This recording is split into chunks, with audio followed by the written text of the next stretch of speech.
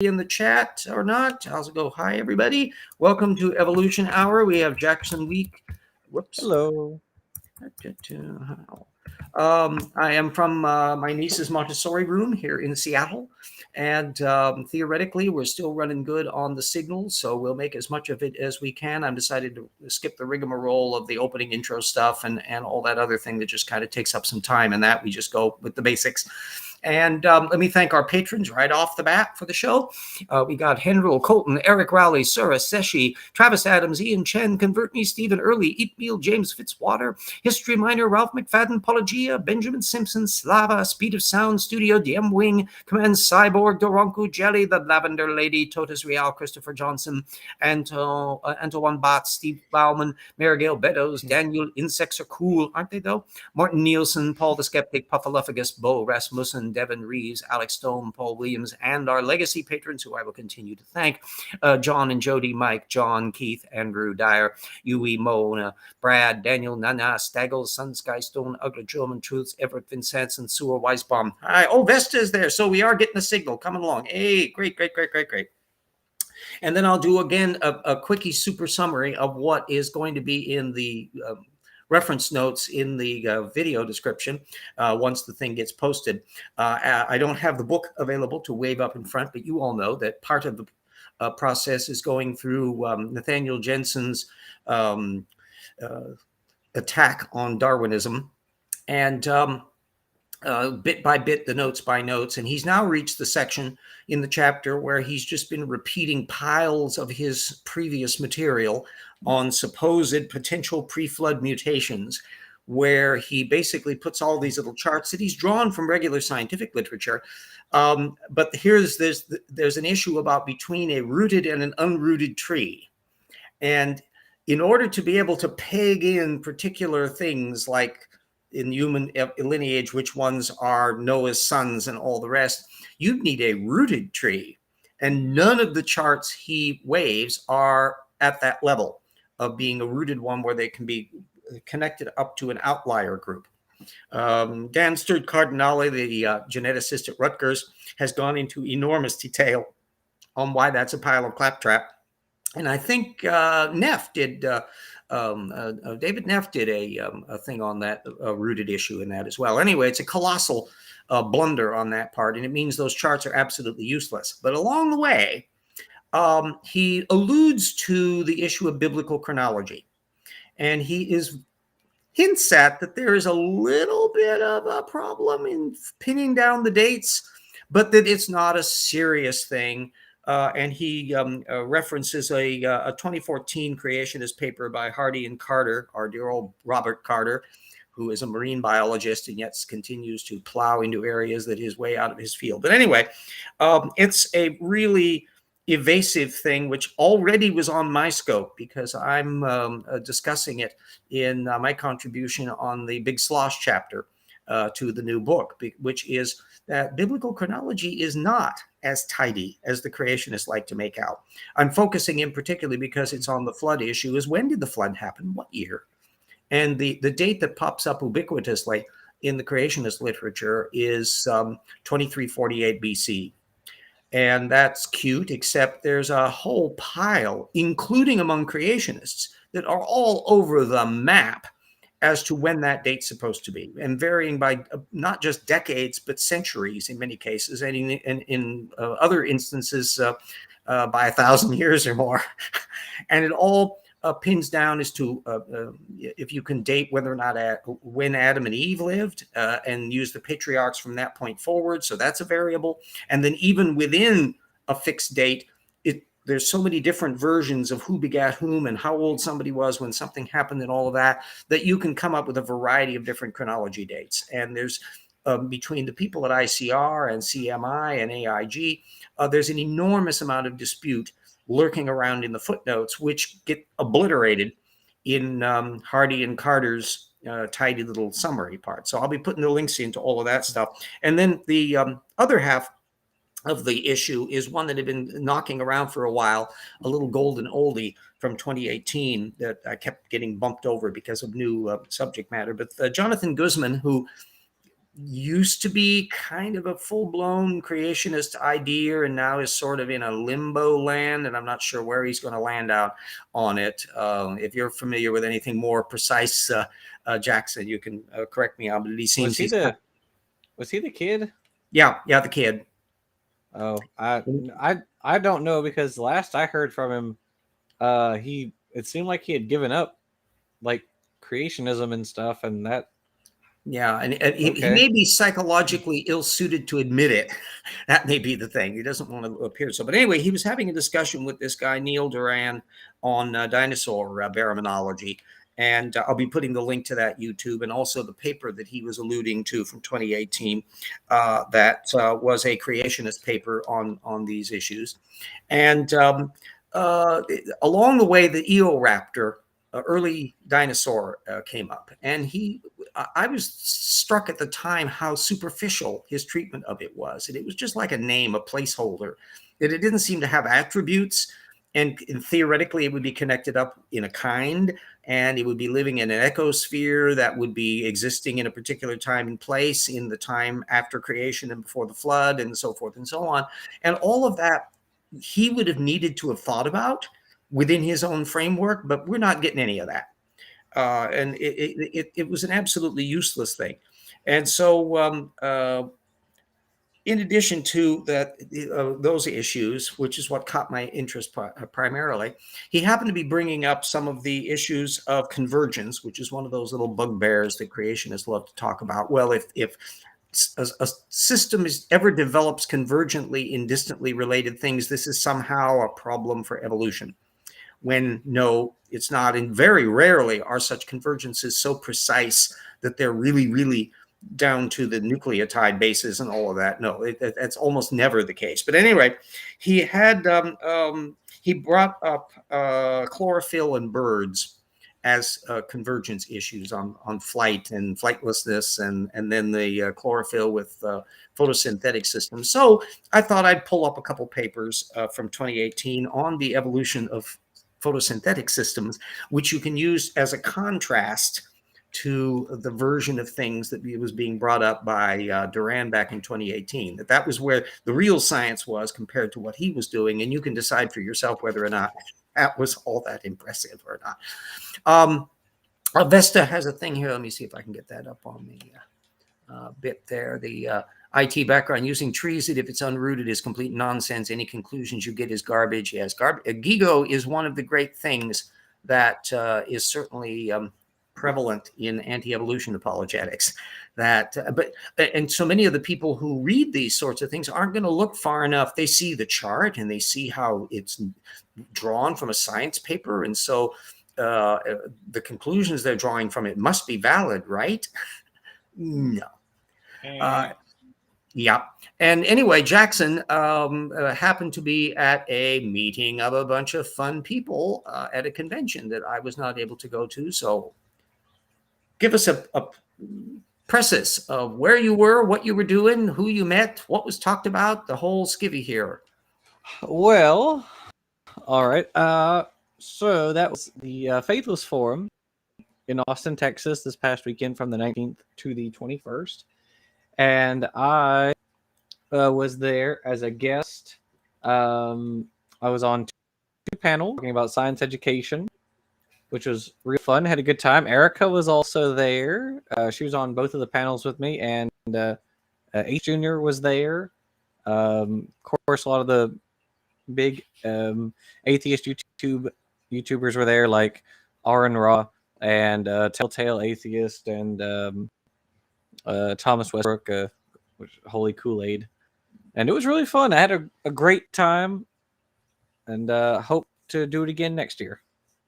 Did you? What kind of questions and things were you getting on the panels from the feedback point of view? Well, the first panel we were on talked a lot about the intersection of religion with science education. So things like, is there anything like inherent to religion that is harmful to science communication, stuff like that? Which I would say no, but there was some other stuff like, did your background in religion affect your ability to do science education or science communication and education. And then the other panel was about, we talked about education as activism. So, at what point does your teaching people become a sort of activism that was part of it? Which I guess it depends. I don't consider myself an activist, but certainly if you are trying to spread correct information in a world of half truths and fake news, then certainly that can become like activism, I think. You get the label, yes. How dare you talk about things that are conflicting with our dogmas? Right. Yeah. And that's something that everybody has to keep in mind of in the next decades, because and it's not just here in the United States, but all around the world. There's all too many regimes that have a vested interest in not having an honest flow of information, and they also have to control the educational system to make sure that people aren't asking too many questions or finding out about information or have too many tools under their belt to be able to find out stuff and to do all that fact checking stuff. So it shouldn't be an issue that's controversial, but in the current environment, it can't avoid it. So everybody has to kind of bear that in mind, that you can be gracious and pleasant about how you present it and not be confrontational. But the idea that there won't be some lines in the sand that you're going to be bumping into all the time, no, that's not the world we live in, especially when it's got incentives like the COVID virus and how you deal with that, and global cooperation regarding ameliorating climate change. These are all issues that ain't going away. And so they're going to be affecting how we deal with opening up schools and opening up businesses, and how the businesses run and how their carbon footprint. And it's just, it's comes with the territory. There's absolutely no way around it. And so it's something to keep in mind. And to bear in mind also, I'm sure that there would be some of the people there who might be pressing farther than they should on what you can prove or disprove in matters of religion versus science. Whereas I and Jackson both try to keep kind of a careful delineation as what are things that are matters of philosophical position versus things that are full-blown empirical that we can say one way or the other.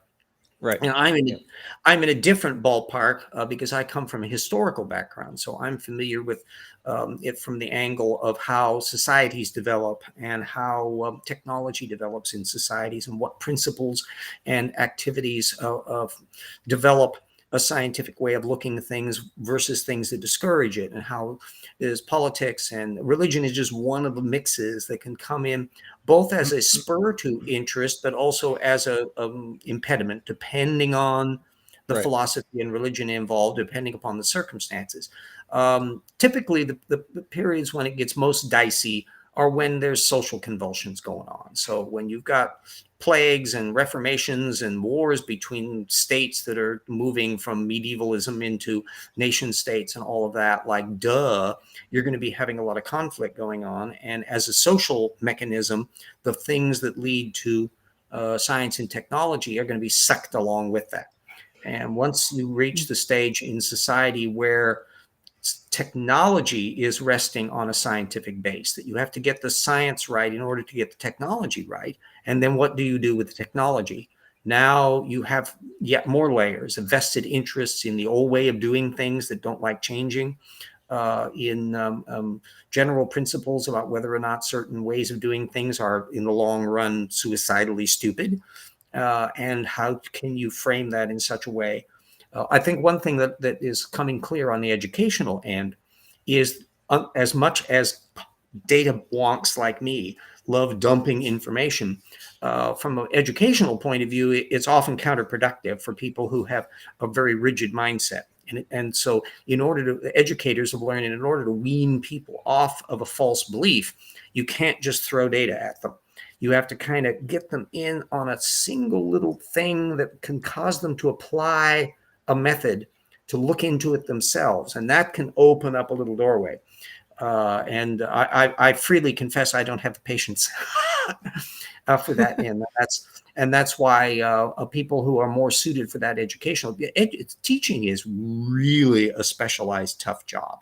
My niece, who is a Montessori teacher, you have to have a certain kind of temperament, whether you're dealing with little preschoolers or you're dealing with kids in college or anywhere in between, that not everybody is suited for that. And I think some of the difficulty, well, like there are people that you've encountered them, Jackson, and some of the people that we were talking about when we were on our little adventure down in the Grand Canyon would be bumping into people, and we were talking about our experiences and all of that. Where I can't remember whether it was I think Jonathan, the geologist, Ages of Rocks. I think he was saying that he had had a college professor who had just an absolutely retrograde, weird idea about some of the stuff that in the biological field, where he was drawing off of what were obviously decades out of date material. Vesta's brought up an interesting thing, and I'll take issue with that. For religion to thrive, the society has to be dysfunctional. That I don't think is the case. Certain religions will thrive in a dysfunctional environment because it supplies meaning. A brand new paper, in fact, that was just out about a couple of weeks ago. I can't remember if it was in PNAS, Science, or Nature, one of those journals, about the role that religion does in societies where there is a lot of uncertainty. It actually can provide a certainty that helps account for why inequality is the case. So in other societies where you have a different mix, religion doesn't have the same effect. Then it depends on the religion. So I would contend the primary variable in there, and we'll be going into that more in future works, is the idea if religion is in charge of government, that's when things get into trouble. That it's not the religion itself that is the primary variable. It's that if you put it in charge, we can see in the case, the Buddhists as a subculture are not terribly known for being sons of bitches. But almost all, or I think it's about half of Buddhists live in countries where Buddhism is not the majority religion. This is very different from everybody of the other major religions, Hinduism and Christianity and others. Most people live in places where their religion is the dominant one. Buddhism is the exception to the rule. They're spread all over the place. But in a country like Myanmar, where they are the majority, they can be just as oppressive and nasty and intolerant of people as you would expect from a Southern Baptist fundamentalist town in Alabama. And that's because they're in charge of things. And that gives a natural impetus to confuse your being in charge to the divine right. And there's a reason why that's the case, and that you need to promote correct thinking and all that sort of thing. There you get into terrible problems that way. So I think that as being a non-believer myself, I don't have an axe to grind on this, in the sense of trying to work out what the role of religion is. Religions can be enormous inspirations to people for all the good parts of life, the arts and music and architecture and making hospitals and all sorts of things. Religions can be very, very useful in that respect. And there's a whole dynamic of what goes on in the head to explain that sort of stuff. But put it in charge, and it can get murky. In the same way that I don't think any nation can ever be a successful colonial power, because you could be the most moral people. Belgians, for example, are not notorious for being nasty people. But the Belgian Congo was a hellhole of colonial. It's almost like they decided to export all their nastiest people down to the Congo to act as colonial rulers, and they were just snotty as hell. Dutch are the same situation. So I don't think, and our experience in running the Philippines and all that, I think that no nation on earth can ever be a reliably moral colonial power. And I think it can be said that then no religion is yeah, go ahead. I mean, every culture likes to believe that the ones they're oppressing, are the noble savage myth and all that. Yeah, So yeah. but we're trying to educate them. That yes, and there's a degree of to some extent, Darwin had that same kind of attitudes that he and even for that matter, Wallace, who was a bloody socialist, even he had bought into the general idea that the European paradigm was the preferable one. Even though Wallace had a little bit more experience about how other paradigms and other cultural things had merit in addition to it. Oh, hello, Slade. And men never do evil so completely and cheerfully as when they do it from religious conviction. Yes, Blaise Pascal, who, by the way, was, I believe, religious. So the idea that this is something that's just a secular humanist position or not doesn't fall into that thing. So we've gotten off in a delicious tangent into cultural history and all that, but it's something that's useful to constantly remind of, because instead of looking at the surface dogma as being the primary driver of what's going wrong, it's veneer. And underlying it is a methodological issue, and then the political structure of people who have bad methods shouldn't be in political power.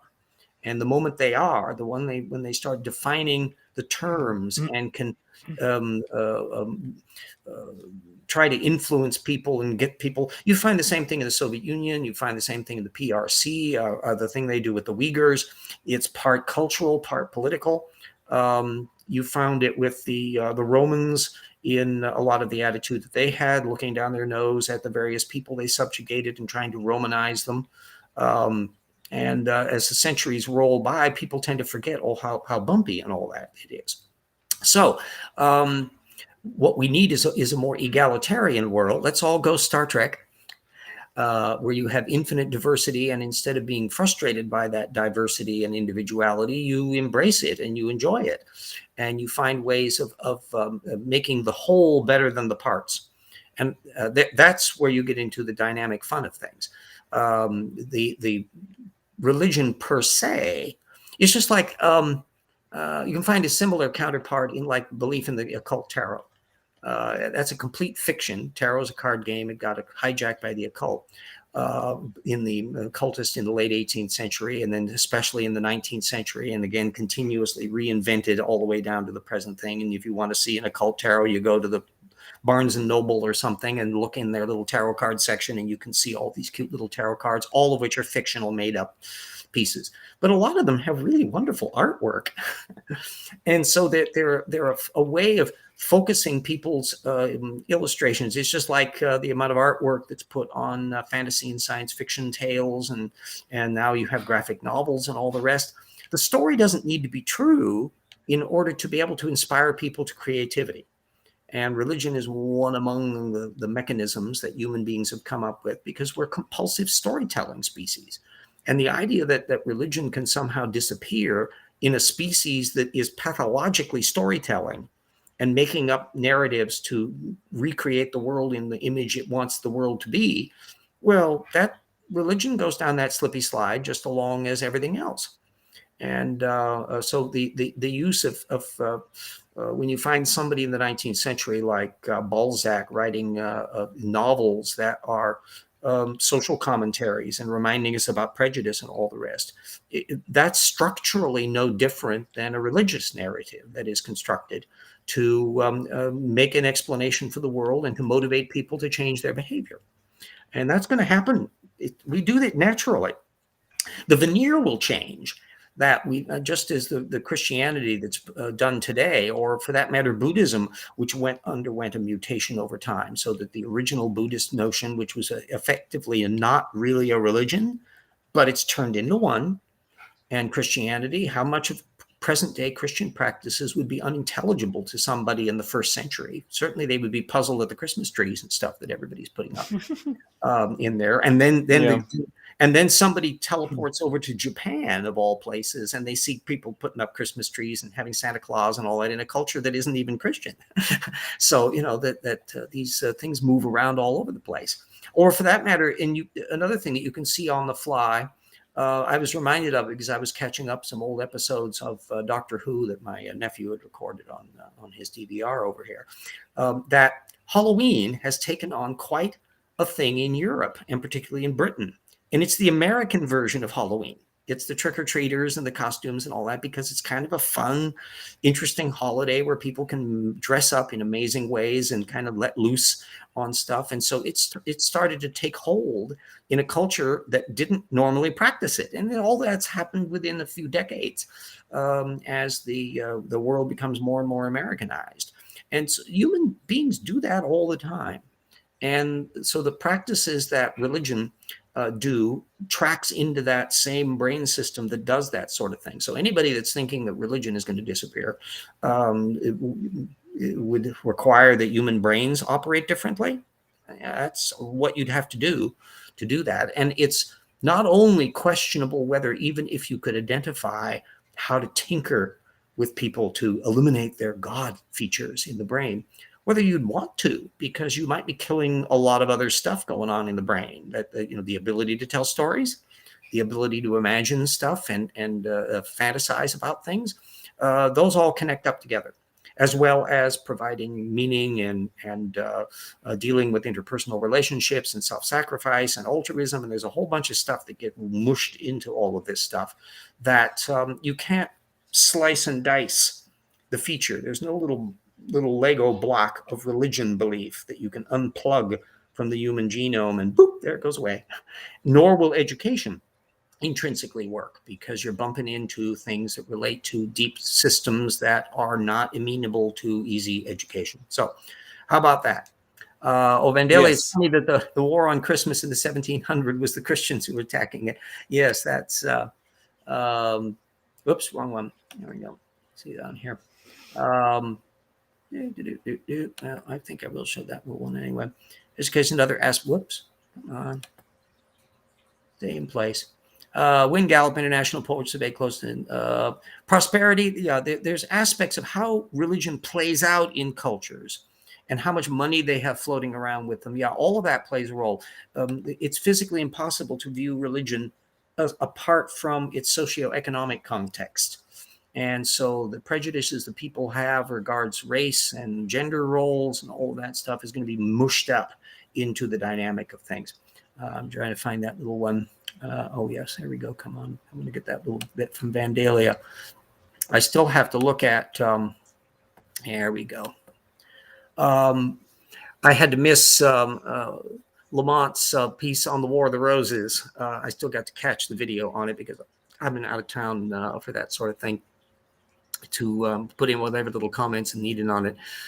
Mainly, it would be in relation to, for those unfamiliar with the War of the Roses, that was the period leading up to the Tudors in Britain, where for about a century, the Plantagenet family was split between the Lancaster and the York side of things, and they were bouncing back and forth from one king to another and chopping the heads off of or drowning various princes and doing all sorts of socially awkward things. That it made great grist for Shakespeare plays. And it boiled down to an issue about how cultures deal with trying to winnow out what the history is and trying to find out what the facts are when you have a relatively limited set of resources on that. And I was reminded of contrasting Richard III, the last of the Plantagenets, who has a, shall we say, dicey reputation, and how much of the dicey reputation is justified, how much of it was real, and how much of it was Tudor propaganda that was written down after the fact that then gets siphoned into Shakespeare plays and other kinds of things.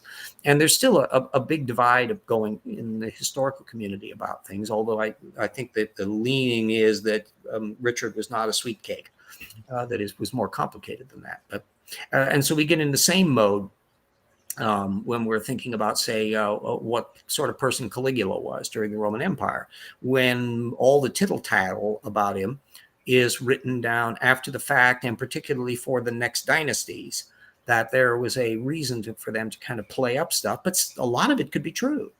And a lot of it could be true, but a different context is in. And so historians have been wrangling up and down about all of that. And you get into different periods that tend to accent or downplay various things over the years. In different cultures, different things. The I, Claudius series about the Roman Empire was written in the 1930s, and they had a particularly jaundiced view about upper-class elites and all that in the period between the two world wars. And so they looked at that era in a different way than somebody would have 50 years earlier or 50 years later. And that's what keeps historians interesting, because unlike geology and physics and biology, where your subject matter can't cheat and lie to you, it's basically upfront, historians have to fiddle with the fact that their source material can be bullshitting. And so you have to be really, really, especially careful in that respect. So that's why anybody that's trained in the historical sciences finds the regular sciences relatively namby-pamby, in that so much of this stuff is, it doesn't, you get the psychological infighting of cliques and different positions on stuff, that can come to the fore, because science is a human institution.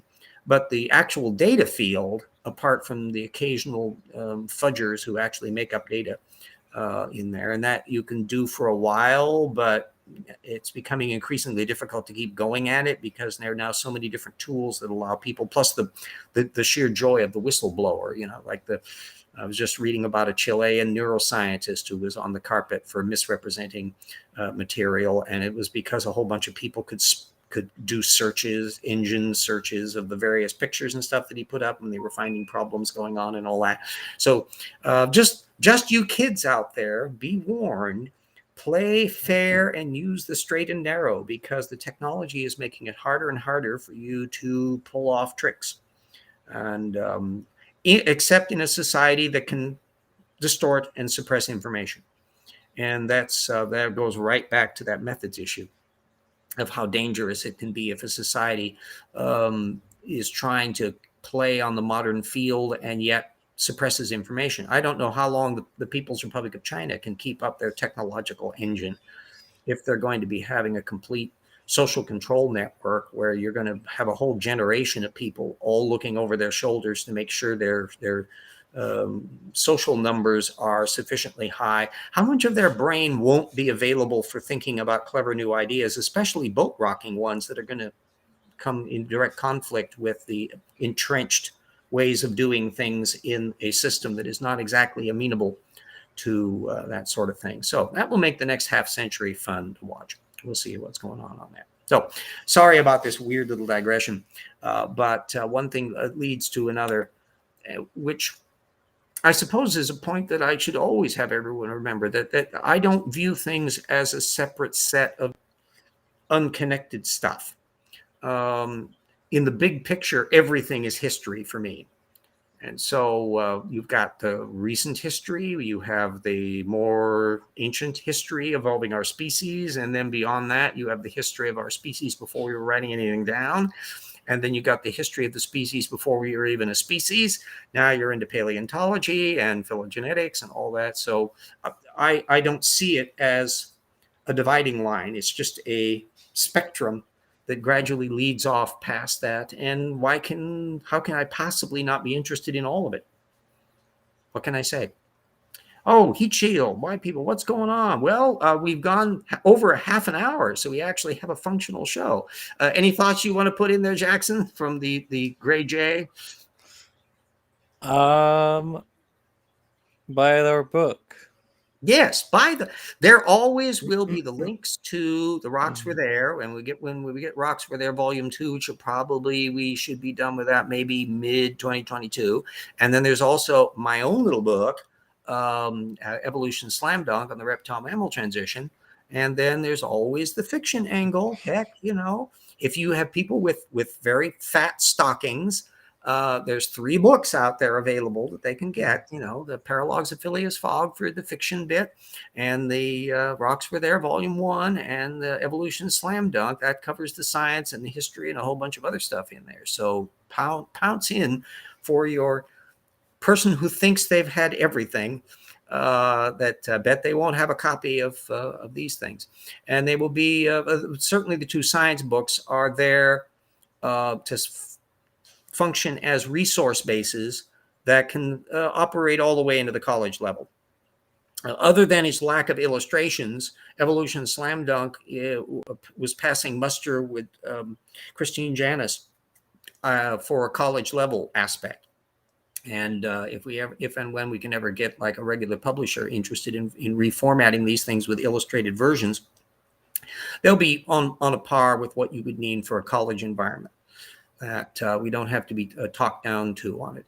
And I think in particular, I don't feel that there should be any need to.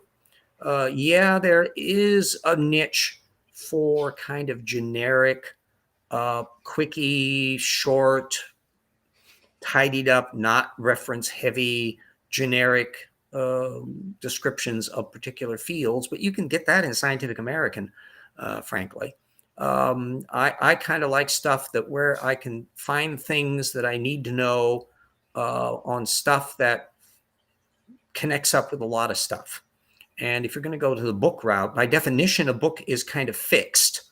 It's not like an internet resource where you can be updating it constantly. So you have to be very, very careful to make sure that it not only is up to date, but also is prescient in that it gets in the right trajectory and is aware of where trajectories and particular issues are not completely resolved or not.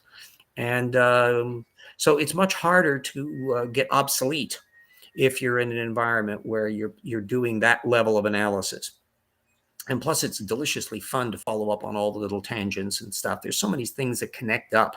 How many times have you read kind of a generic book on a subject and just wish there were more information on the follow-up?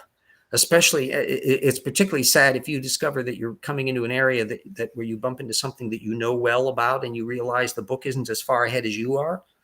So the goal is that we want our books to be sufficiently far ahead of the thing that practically anybody that reads them will find a whole bunch of stuff where they'll go, whoa, I didn't know that. That's kind of why I'm having to read The Shape of Life now, because I don't know, I feel like a lot of the sort of popular level books on evolution all kind of tread the same ground.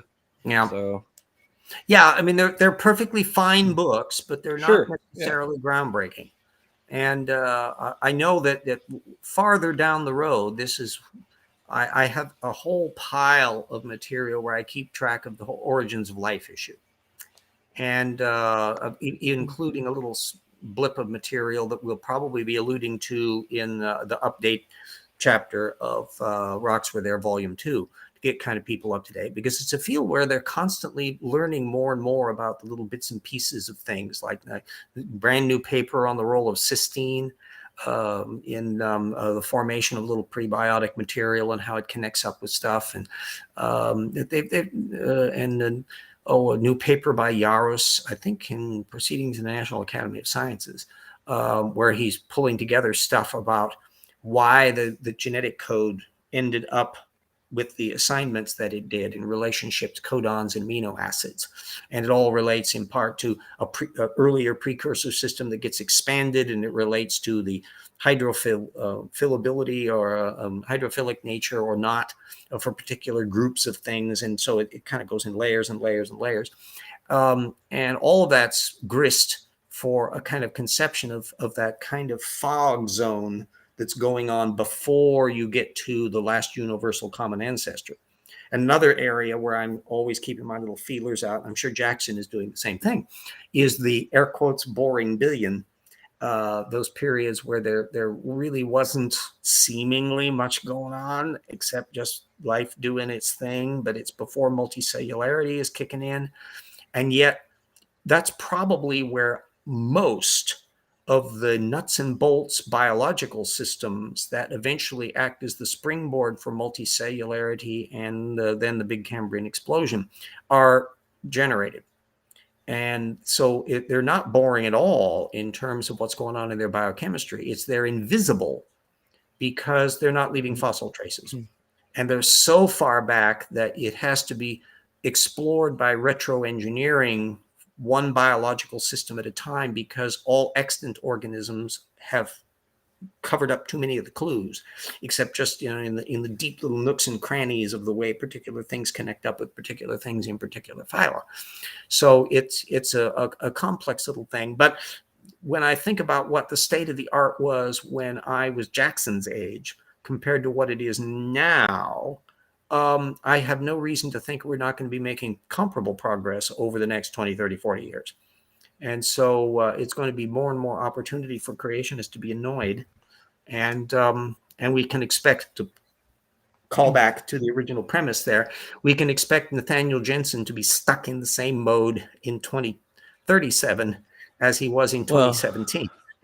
Well, having just written a script for a video that I hope people will see in the near future. Yeah, I don't think there's much is going to change over in creation land. Don't think much is changing over there. Oh, this is one that Erica would appreciate. RJ, you don't put clickable links in your book's bibliography? Oh, goodness. Yes. Good old Ramat and his book with the and Standing for Truth with their hyperlinks in a print book. You know, RJ, I really haven't seen or heard anything from any of them in a while. And civilization is the better for it. I mean, fair enough, I guess. Yeah. Yeah. Well, what can they do? All of them are relatively superficial parasites. They're low-level copiers, and in many respects, then they're irrelevant. Nathaniel Jeanson and all the gang, Carter and Samford and all the rest, bouncing around at AIG, have their own constituency and their own platforms to do. And other than just acting as a venue to spread the word and that sort of thing, they're not contributing anything otherwise. They're absolutely useless. They're not even knowledgeable enough to ask cogent questions, as we can see from so many of these little venues on here.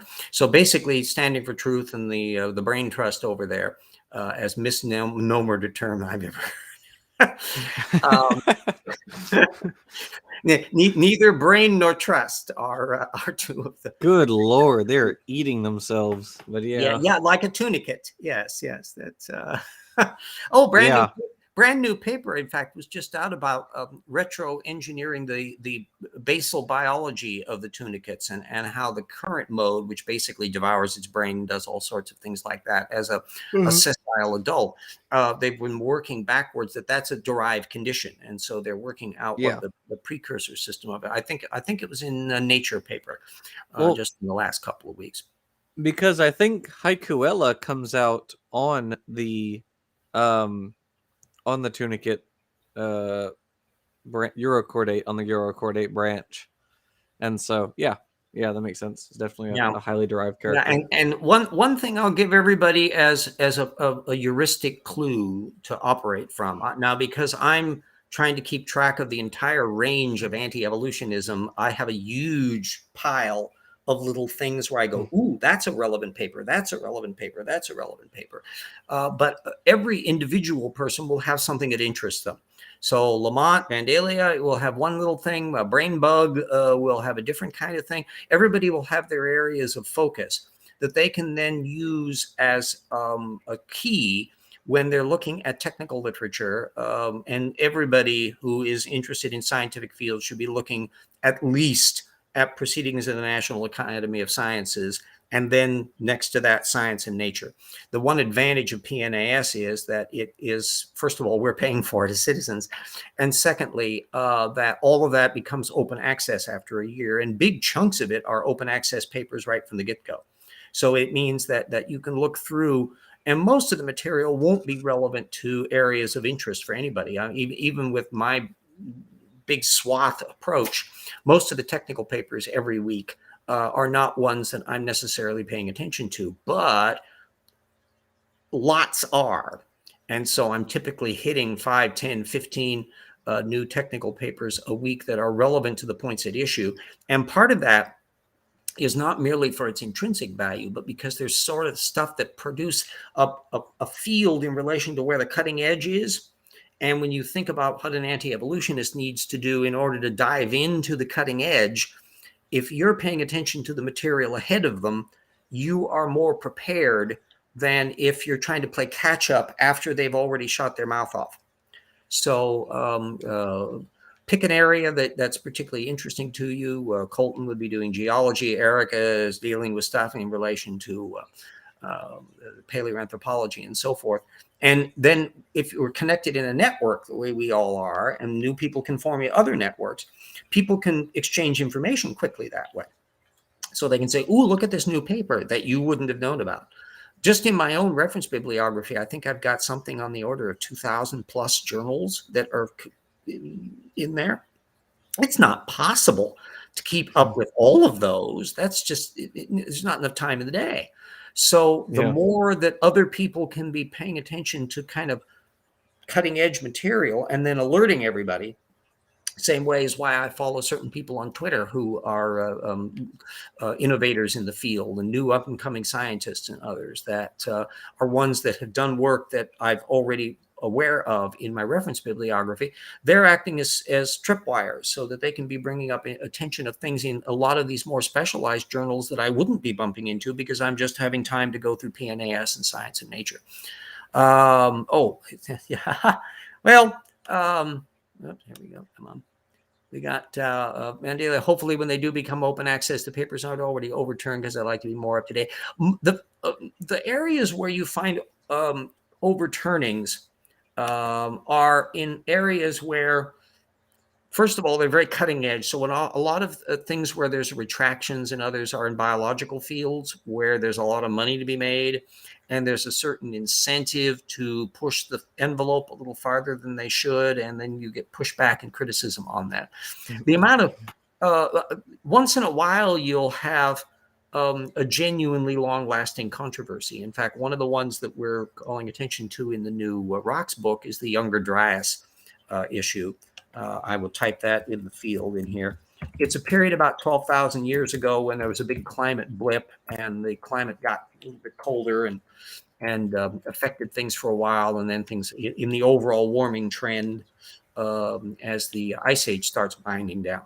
And there's still issues about what was the cause of it, and it has some partly to do with drainage of glacial lakes and stuff into the ocean, altering the salinity patterns that changes the little ocean currents and stuff.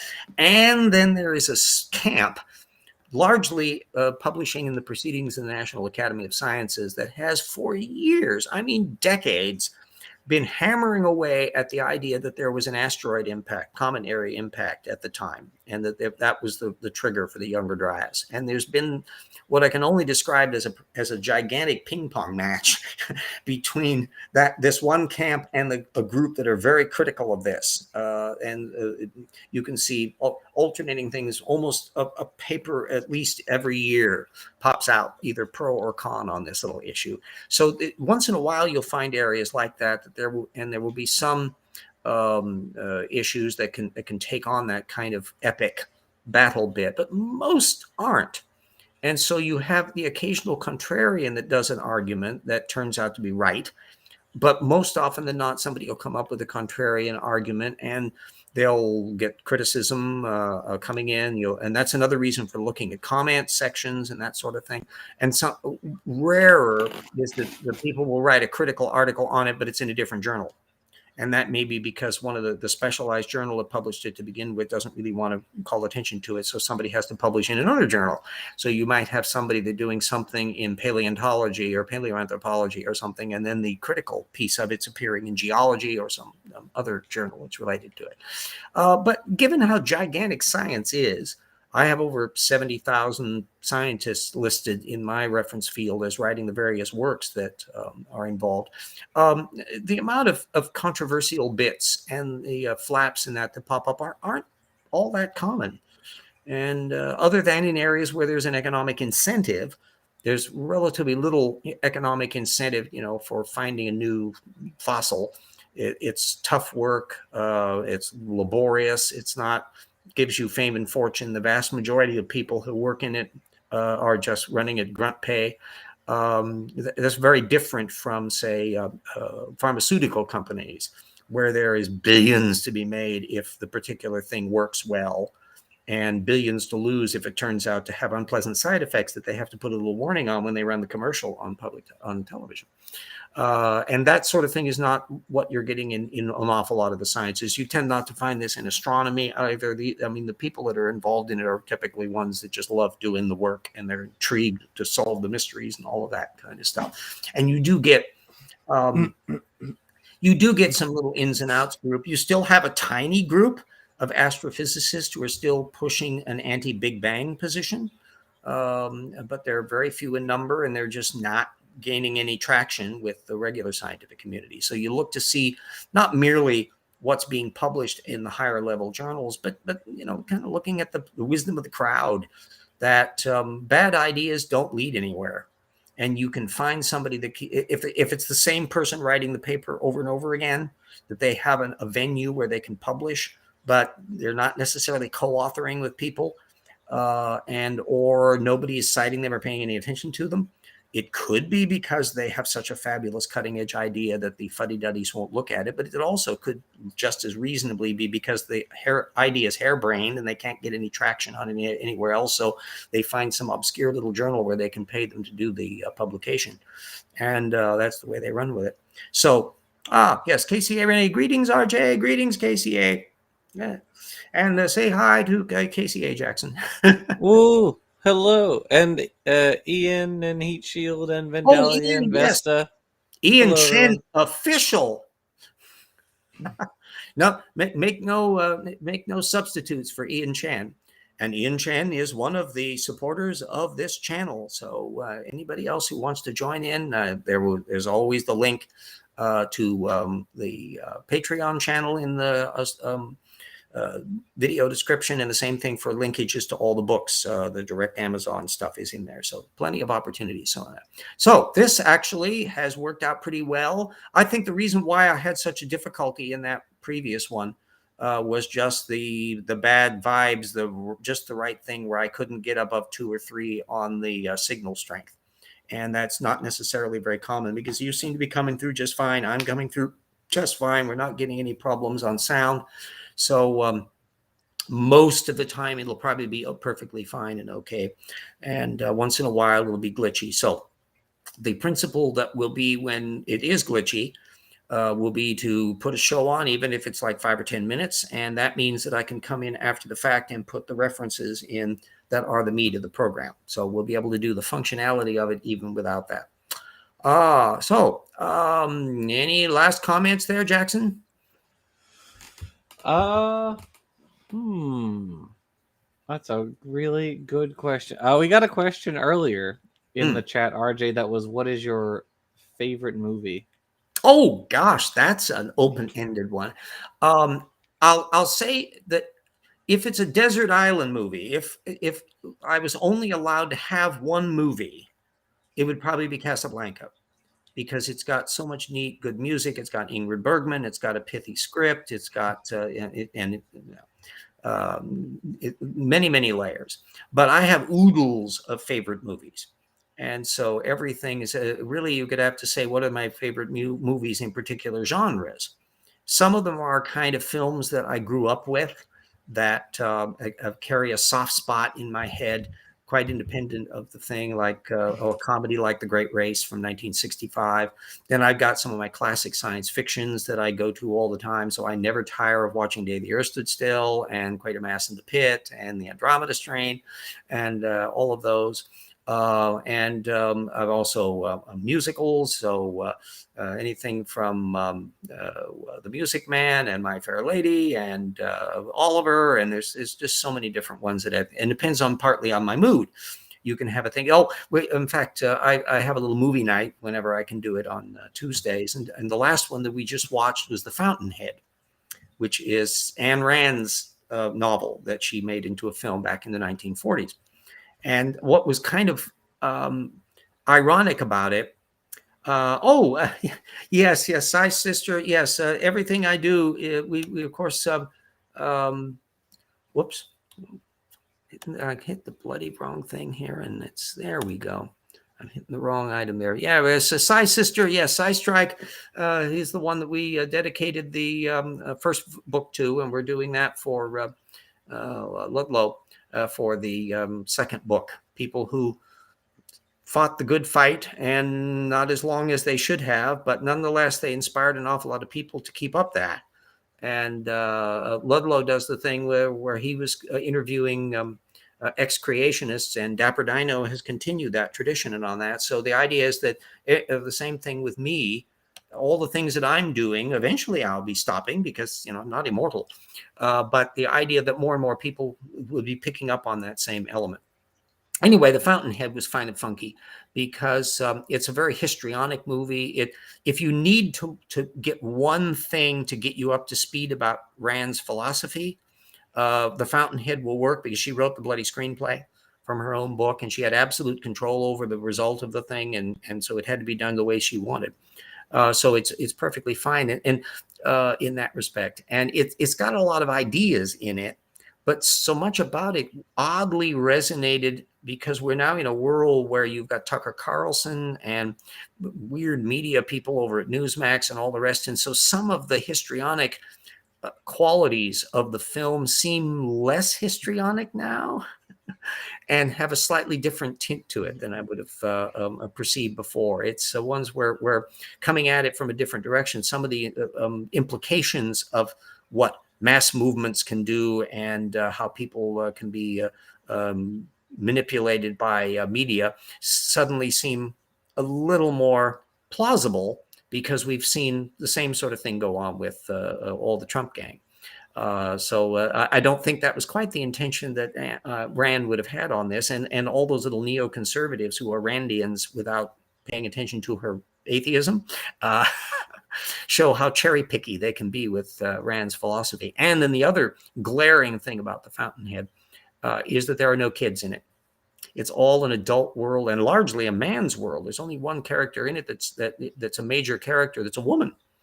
And so it probably tells you more about Ayn Rand's philosophy of life than it does about the universe. But still, there are interesting issues involved about the role of creativity and the role of the individual in creativity, and that's is part of the reason why she was so popular at the time and still has a little bit of a following long after her shelf life has deteriorated in the philosophy biz. So.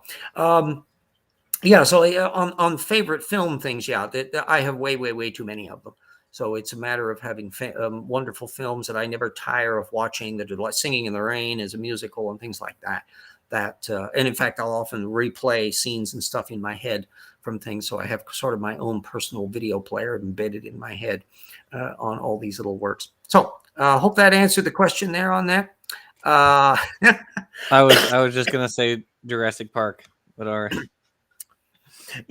And that's another factor is that people, generally speaking, people are more likely to have a soft spot for films they saw when they were relatively young. Yes, and so you get Jurassic Park, Jumanji, and The Jungle Book. Yeah, whereas those are movies that I would have been seeing already as an old person. And so, well, I mean, The Jungle Book came out in 1967, so. Oh, the cartoon version, yeah. As opposed to, and frankly, the remake with the live action and the digital animals and all that was really quite agreeable too. They're perfectly pleasant, and all of that. Yeah. So yeah, Jumanji had Robin Williams in it. I'm a big fan of Robin Williams. So yeah. Well, there is, and of course, it's been remade as a storyline in several different modes under several. The guy wrote several books in the same vein. And it seems to be kind of a philosophical trope that they like to kind of play with. Although once you've seen Jumanji, everything else is like, okay, another version of Jumanji.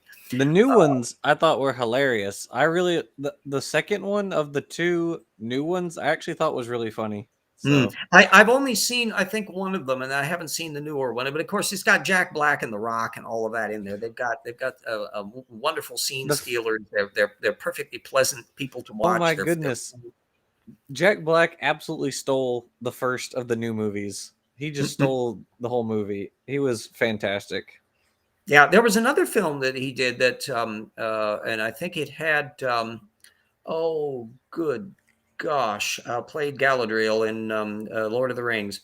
And it was about kind of Halloween, and there was it was based on a series of books. There's a guy that written a whole bunch of it, and Jack Black pays the one, and I can't think of the name of the title of it, but it was quite an entertaining little flick, and it had more heart to it than should have.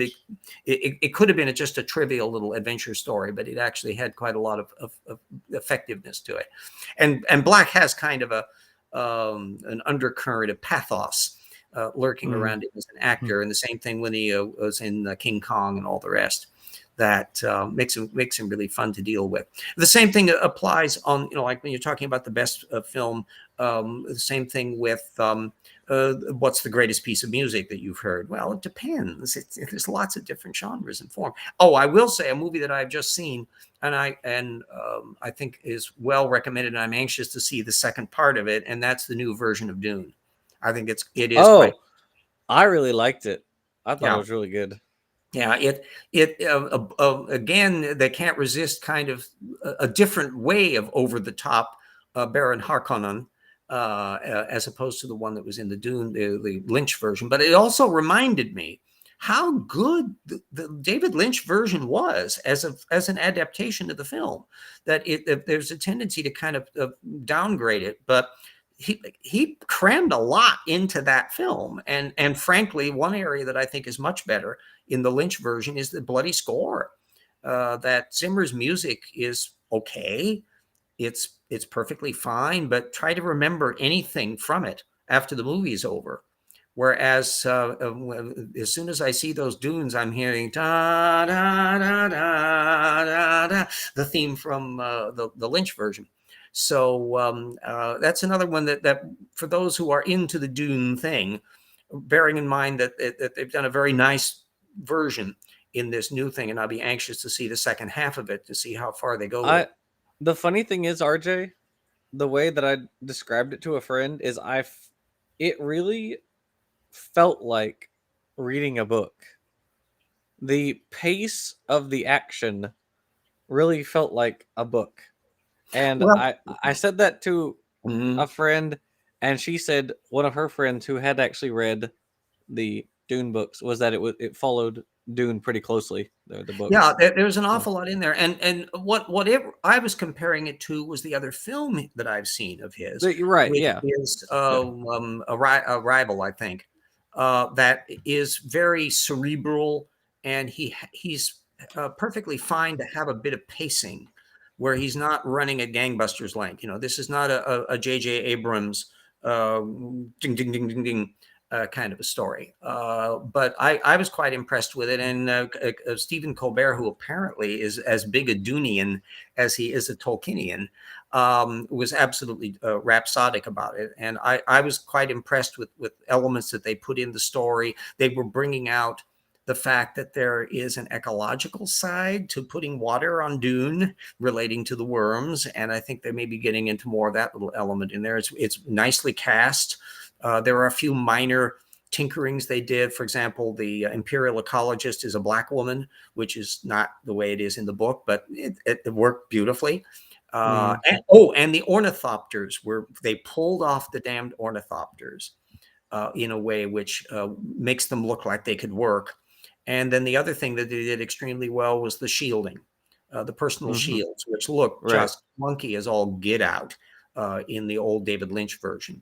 But the Lynch version has an awfully good cast, and there's an awful lot about it that I'm still quite fond of. And so if somebody feels like it, just to kind of take a look at it, get the original version of Dune from Lynch and just look at how rich it is. It's exasperating at times and that, but and Frank Herbert was pleased with the film version that Lynch made. So the guy that wrote the book seemed to like it. That should count for something. Scott Duke is also in the side chat, and I saw him in person.